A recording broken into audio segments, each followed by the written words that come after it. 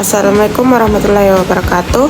Perkenalkan, nama saya Sri Armina Raham dengan NIM 43225092. Pada video kali ini saya akan menjelaskan tentang kesetimbangan kimia.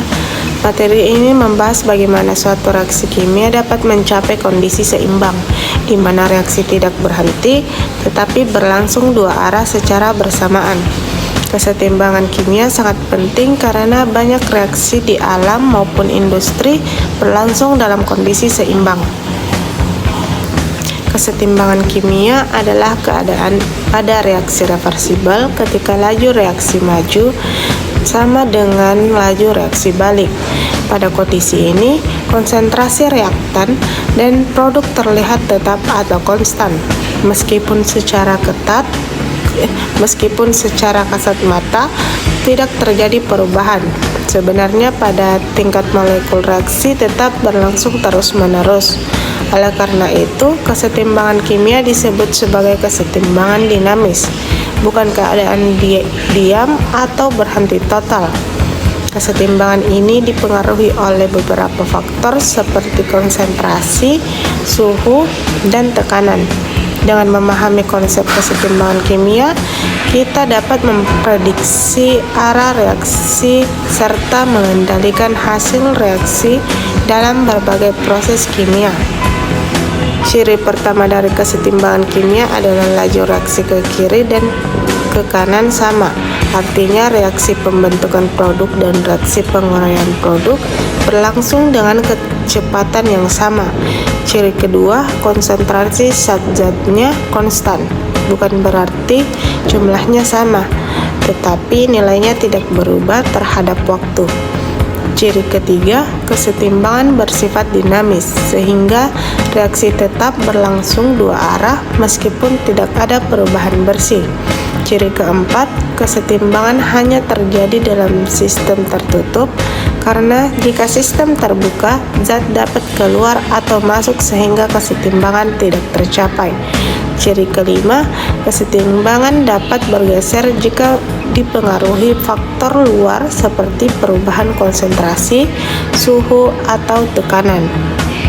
Jenis-jenis kesetimbangan.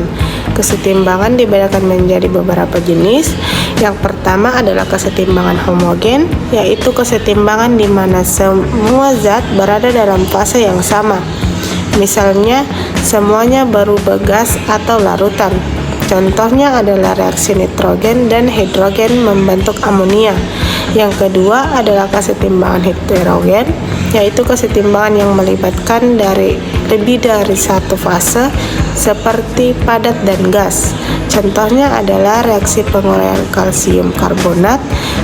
Yang ketiga adalah kesetimbangan dinamis, yaitu kesetimbangan yang tetap berlangsung dua arah secara terus-menerus tanpa perubahan konsentrasi zat.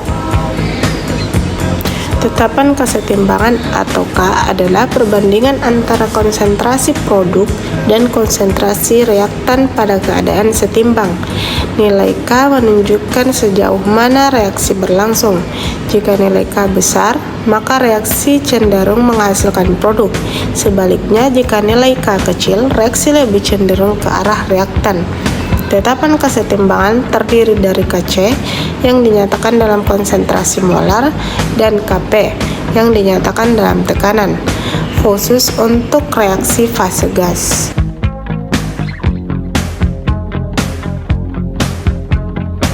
Adapun rumus tetapan kesetimbangan, maka rumus tetapan kesetimbangannya adalah konsentrasi produk dipangkatkan koefisiennya dibagi konsentrasi reaktan dipangkatkan koefisiennya. Perlu diperhatikan bahwa hanya zat yang berwujud gas atau larutan yang dimasukkan ke dalam rumus Kc, sedangkan zat padat atau cair murni tidak dimasukkan. Kesetimbangan kimia dipengaruhi oleh beberapa faktor utama. Faktor pertama adalah konsentrasi. Jika konsentrasi reaktan ditambah, maka kesetimbangan akan bergeser ke arah pembentukan produk. Faktor kedua adalah tekanan, yang hanya berpengaruh pada reaksi gas. Tekanan yang dinaikkan akan menggeser kesetimbangan ke arah jumlah mol gas yang lebih sedikit. Faktor ketiga adalah suhu. Suhu mempengaruhi arah pergeseran dan nilai tetapan kesetimbangan. Faktor keempat adalah katalis yang berfungsi mempercepat tercapainya kesetimbangan, tetapi tidak menggeser posisi kesetimbangan. Pengaruh perubahan konsentrasi. Jika konsentrasi suatu zat diubah, sistem akan berubah menetralkan perubahan tersebut sesuai asas Le Chatelier. Penambahan reaktan akan menggeser kesetimbangan ke kanan, sedangkan pengurangan reaktan akan menggeser ke kiri. Sebaliknya, penambahan produk akan menggeser kesetimbangan ke kiri dan pengurangan produk akan menggeser ke kanan. Namun perlu diingatkan bahwa perubahan konsentrasi tidak mengubah nilai K selama suhu tetap. Pengaruh perubahan suhu. Perubahan suhu sangat penting karena dapat mengubah nilai tetapan kesetimbangan.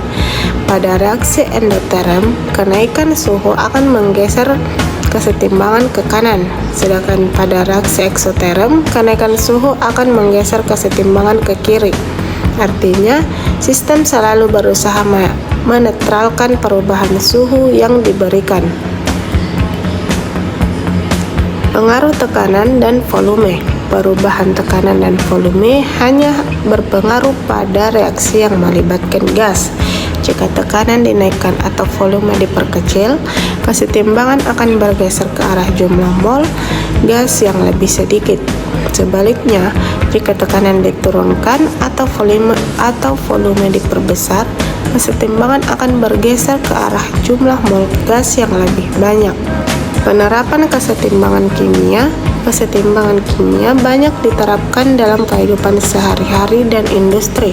Contohnya pada industri amonia menggunakan tekanan tinggi untuk meningkatkan hasil produk. Pada industri asam sulfat, suhu dan katalis digunakan untuk memperbesar pembentukan SO3. Selain itu, kesetimbangan juga berperan dalam larutan buffer, kelarutan garam,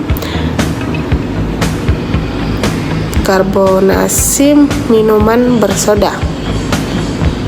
Adapun contoh soal, diberikan reaksi kesetimbangan antara nitrogen dan hidrogen membentuk amonia.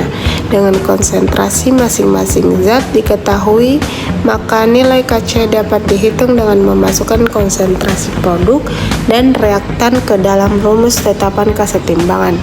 Dalam perhitungan tersebut, akan dapat mengetahui kecenderungan arah reaksi. Demikian penjelasan mengenai kesetimbangan kimia, mulai dari pengertian, ciri-ciri, jenis, tetapan kesetimbangan, faktor yang mempengaruhi hingga penerapannya. Semoga penjelasan ini dapat membantu memahami konsep kesetimbangan kimia dengan lebih baik. Sekian dari saya. Assalamualaikum warahmatullahi wabarakatuh.